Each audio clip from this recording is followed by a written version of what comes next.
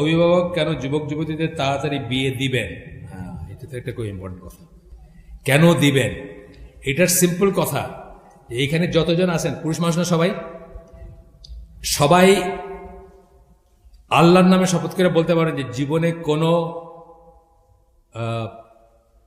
কি বলবো কবিরা গুনাহ করেন নাই, যেটাকে গোপন গুনাহ বলি আমরা। একজনও বলতে পারবেন? যদি না বলতে পারেন তাহলে সেটার দায়িত্ব কে নিবে? দায়িত্ব কে নিবে? আপনার বাবা মা না আপনি নিবেন? প্রশ্ন আসে না এখানে? বাবা মার আন্ডারে যতদিন ছিলেন, তাদের মতো যতদিন চলছেন, তাদের উপর বর্তাবে, পরেরটা আপনার উপর বর্তাবে। এই কারণেই আমরা বিয়ে দিব। আসলে আগে এই কারণেই বিয়ে দিব যে আমি আমার 15 বছরের নাতিকে বলছি, 15 বছর বললাম না, তাকে বলছি যে তোর বাপ যদি না চায়, তুই যদি চাস তুই আমার কাছে চলে আসিস, আমি তোর বিয়ের ব্যবস্থা করব এবং তোর এবং তোর বউয়ের খাওয়ার ব্যবস্থা করবো ইনশাল্লাহ, যতদিন আল্লাহ আমাকে দিছে। শুনতে খুব ওয়েয়ার্ড লাগতেছে, তাই না? 10 বছর বসে বিয়ে করে 11 বছরের সাহাবী বাবা হয়েছেন, ওই সাহাবী আবার পরবর্তীতে গভর্নর হয়েছেন, একেবারে গোল্লায় গেছেন, অথর্ব হয়ে গেছেন তা না কিন্তু। সুতরাং আমরা আসলে বেসিক্যালি ওই যে দিন এবং দুনিয়া যখন আসতেছে, আমরা আখেরাতটারে বাদ দিতেছি, দুনিয়াটারে রাখতেছি, যে ইঞ্জিনিয়ার হবে, ডাক্তার হবে, পড়াশোনা করবে, এটা করে পিএইচডি করবে, তবে দেখা যাবে বিয়ে শাদী করবে। কিন্তু আমার আখেরাত তো শেষ হয়ে যেতেছে এখানে। আমি যে কালকের দিনটা বাঁচবো এটার তো কোনো ঠিক নাই।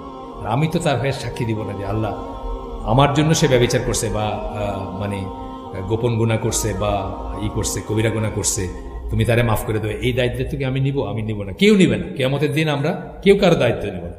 সুতরাং এটা যাদের সামান্যতম দিনের বুঝ আছে তাদের উচিত ছেলে মেয়েদের সাথে কথা বলা। ইয়েস, কোনো ছেলের হয়তো 40 বছর বয়সে বিয়ার দরকার না হইতে পারে, কেউ ইমাম নওয়াবী বা ইবনে তাইমিয়া হইতে পারে যে তার জীবনেই বিয়ের দরকার নেই। কিন্তু আমি আপনাদের অ্যাভারেজ জিজ্ঞেস করছি, এখানে একজনও হাত তুলেন নাই, কিন্তু একজনও হাত তুলেন নাই। মসজিদে বসে তো মিশা কথা বলে না মানুষে সাধারণত, একজনও হাত তুলেন নাই যে আমি জীবনে কবিরা গুনাহ করি নাই।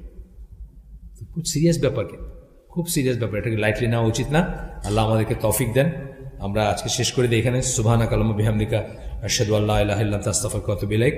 আমরা যে শুনলাম তার ভিতরে ভালো কিছু শুনে থাকলে সমস্ত প্রশংসা আল্লাহর, খারাপ কিছু শুনে থাকলে সমস্ত ব্যর্থতা আমার, এবং সেটা শয়তানের তরফ থেকে।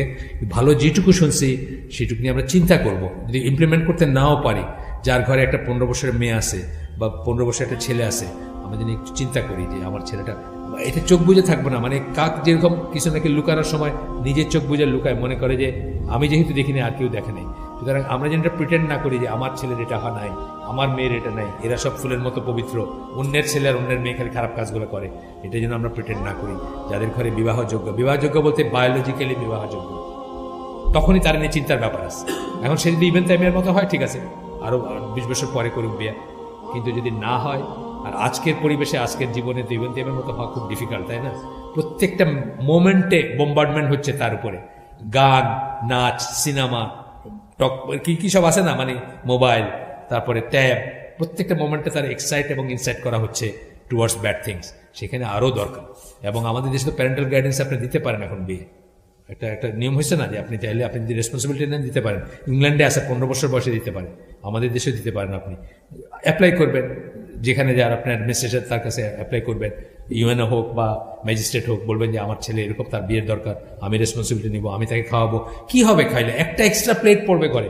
আপনি কাজের মানুষ রাখেন না, মনে করলেন যে একটা এক্সট্রা প্লেটই তো পড়বে, আর কি? এই সময় তো আর বিয়ের গাড়ি বাড়ি হাতি ঘোড়ার দরকার নাই, একটা এক্সট্রা প্লেট পড়বে, দিবেন একটা এক্সট্রা প্লেট। এটা কি আমরা কি এত নাকি শেয়ার করে খাবো যদি হয়? মানে একেবারে খাওয়ার অভাব তো এখানে কারো নাই, আমি দেখতেছি। তো আপনারা সেটা করবেন ইনশাআল্লাহ, কবিরা গুনাহ থেকে নিজের ভাই বোনকে, যার বেলা যেটা অ্যাপ্লিকেবল, ছেলে মেয়েকে, ভাই বোনকে, এমনকি মাকে বাঁচাবেন। আপনার মা যদি কম বয়সে